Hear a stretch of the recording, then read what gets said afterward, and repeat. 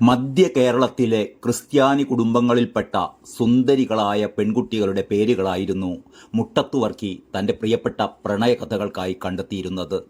വെളുത്ത കത്രീന, പ്രിയമുള്ള സോഫിയ, അഴകുള്ള സെലീന, ലോറ നീ എവിടെ, സ്ഥാനാർത്ഥി സാറാമ്മ, മറിയക്കുട്ടി തുടങ്ങി മുട്ടത്തുവർക്കി എഴുതിയ 26-ൽ പരം നോവലുകൾ മലയാളത്തിൽ സിനിമകളാക്കപ്പെട്ടിട്ടുണ്ട്. വിദ്യ കൊണ്ട് പ്രബുദ്ധരാവുക എന്ന ശ്രീനാരായണ ഗുരുദേവന്റെ സന്ദേശവും ഗ്രന്ഥശാല പ്രസ്ഥാനത്തിലൂടെ വായിച്ചു വളരുക എന്ന PN പണിക്കരുടെ മുദ്രാവാക്യവുമെല്ലാം ശരിക്കും യാഥാർത്ഥ്യമാവാൻ മലയാളത്തിൽ മുട്ടത്തുവർക്കിയുടെ കഥകൾ വഴിയൊരുക്കിയെന്ന് പറഞ്ഞാൽ അതിൽ അതിശയോക്തിയൊന്നും ഉണ്ടായിരുന്നില്ല.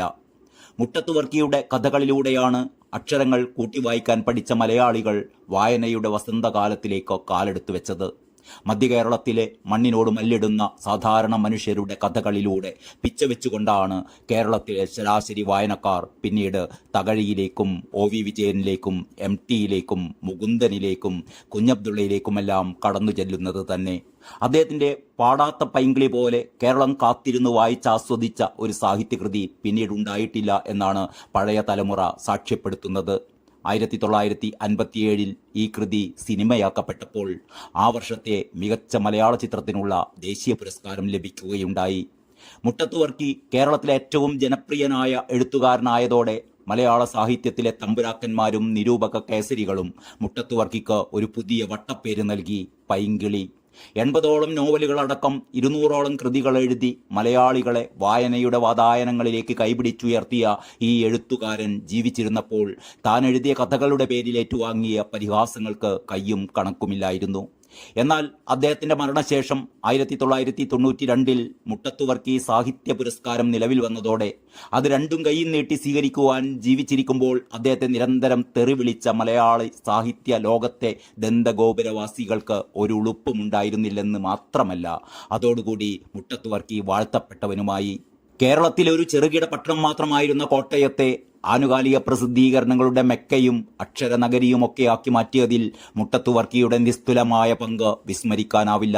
ഒരു കാലത്ത് കോട്ടയത്തെ പല പ്രസിദ്ധീകരണങ്ങളുടെയും പത്രാധിപന്മാർ മുട്ടത്തുവർക്കിയുടെ വീട്ടിൽ കാത്തുകെട്ടിക്കിടന്ന് കഥകൾ എഴുതിച്ചിട്ടുണ്ടായിരുന്നു അത്രേ. കമൽ സംവിധാനം ചെയ്ത് മോഹൻലാൽ നായകനായി അഭിനയിച്ച അയാൾ കഥ എഴുതുകയാണ് എന്ന ചിത്രത്തിലെ സാഗർ കോട്ടപ്പുറം മുട്ടത്തുവർക്കിയിൽ നിന്ന് പ്രചോദനം ഉൾക്കൊണ്ട് സൃഷ്ടിച്ച കഥാപാത്രമാണ് എന്ന് എവിടെയോ വായിച്ചതായി ഓർക്കുന്നു. പാസ്റ്റർനാക്കിൻ്റെ വിശ്വപ്രസിദ്ധമായ ഡോക്ടർ ഷിവാഗോ മലയാളത്തിലേക്ക് വിവർത്തനം ചെയ്തത് മുട്ടത്തുവർക്കിയാണെന്ന് ഇന്നും പലർക്കും അറിയില്ല. മുട്ടത്തുവർക്കിയുടെ കഥകളിലൂടെ, കഥാപാത്രങ്ങളിലൂടെ എത്രയെത്ര മനോഹര ഗാനങ്ങളാണ് മലയാള സിനിമക്ക് കൈവന്നിട്ടുള്ളത്. ആ മധുര ഗാനങ്ങളിലേക്ക് ഒന്ന് കണ്ണോടിക്കുന്നത് രസകരമായിരിക്കും.